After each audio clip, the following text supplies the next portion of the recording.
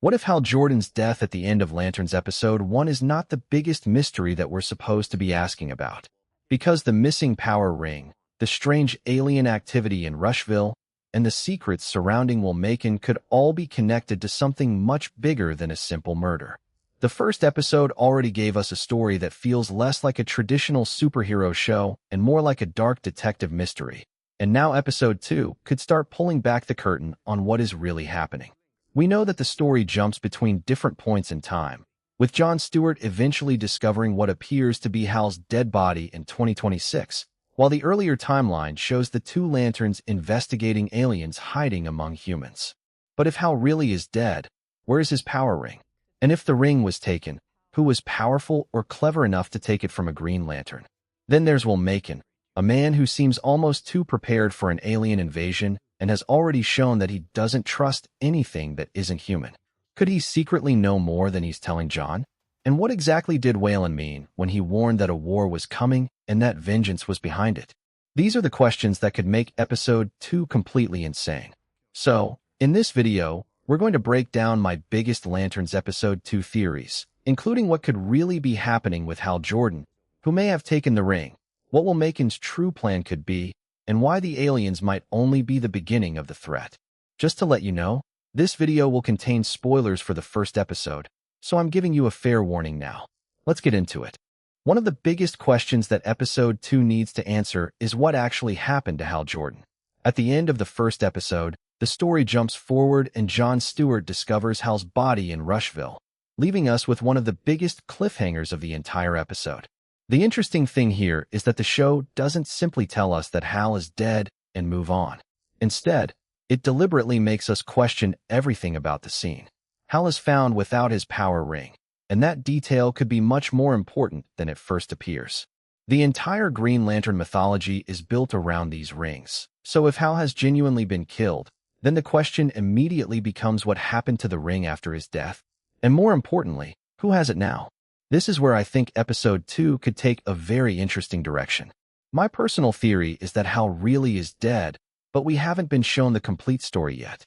The creators have already confirmed that Hal's death was a major storytelling decision designed to shift the emotional focus toward Jon Stewart, so I don't think we should automatically assume that Hal will simply return and erase what happened. Instead, I think the show could use the mystery of his death to slowly reveal what Hal discovered before he died. Remember, Hal wasn't just some random character who happened to be in Rushville. He was already investigating aliens, and he had spent years dealing with threats that normal people didn't even know existed. That means if somebody wanted him dead, there is a very good chance that Hal had discovered something that they desperately wanted to keep hidden. And this is where the missing ring becomes so important. If Hal was attacked while wearing it, whoever killed him would have had to deal with the power of a Green Lantern. But if Hal wasn't wearing it, then why? Was he meeting somebody he trusted? Was he investigating something secretly? Or did he deliberately leave the ring somewhere because he knew it could put him in danger? I think Episode 2 could give us our first real clue through the 2016 timeline. We could see Hal investigating something that seems completely unrelated to his eventual death, only for a small detail to connect directly to the 2026 murder. This would fit perfectly with the detective style that the series has been building. The creators have openly described the show as being inspired by the first season of True Detective, so I expect the mystery to be built around small clues that only become important later. And there is another possibility that I find even more interesting. What if Hal discovered that somebody on Earth was working with the aliens? We already know that the aliens are capable of blending into human society, meaning they don't necessarily need to arrive with spaceships and announce an invasion. They can simply become part of the population and wait. That would make someone like Hal extremely dangerous to them because he has the experience to identify things that ordinary humans would never notice. So maybe Hal was getting closer to discovering who these aliens really were, and somebody decided that the only way to stop him was to kill him. The obvious suspect would be an alien, but I don't think the show will make it that simple. In fact, I think the killer could be someone human, someone who has been helping the aliens while pretending to be against them. And this brings us directly back to Macon, because the more I think about his character, the more suspicious he becomes. Will is introduced as someone who believes an alien invasion is coming, and he has built his entire worldview around preparing for that possibility. But what if he isn't simply preparing for an invasion? What if he knows exactly why it is coming? Will's hatred of aliens could actually be the perfect disguise. If an alien or an organization wanted someone on Earth to operate without attracting attention, pretending to be an extreme anti-alien leader would be one of the smartest covers possible. Nobody would suspect the person who spends all his time warning everyone about aliens of secretly working with them. And that's why I think Episode 2 could start putting John and Will on opposite sides of the investigation. John is already beginning to understand that not every alien is automatically evil, while Will sees them as a threat that must be destroyed. That difference in their beliefs could become extremely important later in the season. John could discover that the real danger isn't simply aliens coming to Earth. The real danger could be the people on Earth who are helping them. And if Hal discovered that connection before his death, then suddenly his murder becomes much bigger than a single killing. It becomes the first step in exposing a conspiracy that could involve the Lanterns, the aliens, and possibly something even more dangerous hiding behind them. That's why I don't think Episode 2 will give us a simple answer to the question of who killed Hal Jordan. I think it will give us another question instead. And honestly, that could make the mystery even more exciting.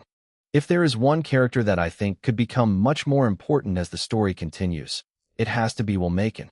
From the moment we met him, there was something unsettling about the character. He isn't simply a man who doesn't like aliens.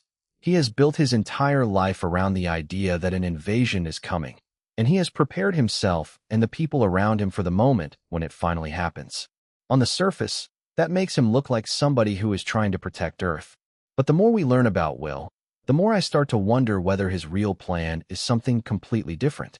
Because how does a normal human being know so much about an alien threat that most people don't even believe exists? And why is he so confident that something is coming? That's the part that makes me think Will could already have information that Jon Stewart doesn't have. He might have discovered something about the aliens years before the events of the first episode, or he could be connected to the people who are actually bringing this threat to Earth. And if that's true, then his militia suddenly becomes much more important. These aren't just random people following a paranoid leader. They are trained, organized, and ready to act whenever Will gives them the order. That means if an alien crisis really does happen, Will already has his own army waiting. But here's where I think things could get really interesting. What if Will doesn't actually want to stop the aliens? What if he wants to use the invasion to take control? Think about it. If an alien attack happened, people would be terrified. Governments would be desperate for someone who could protect them. And Will already has a group of people who believe in him and are willing to follow his orders. He could suddenly become one of the most powerful humans on Earth without ever needing to become a superhero. This would also explain why his personality feels so extreme. Will doesn't seem like someone who is simply afraid of aliens. He seems like someone who believes that he is right and everyone else is too blind to see what is coming. That kind of certainty can be very dangerous, especially when somebody has power behind them. And then there is his relationship with Jon Stewart. The two characters couldn't be more different. Jon has spent years learning that the universe is much bigger than Earth, and he understands that not every alien is automatically a threat. Will sees the opposite. To him, humanity comes first, and anything from another world is something that needs to be controlled or destroyed. That creates the perfect conflict between them. Jon represents the idea that humans and aliens can potentially exist together, while Will represents fear, control, and isolation. So I wouldn't be surprised if Episode 2 starts pushing them further apart. Maybe Jon begins investigating Hal's death and notices that Will knows something he shouldn't. Maybe Will ask questions,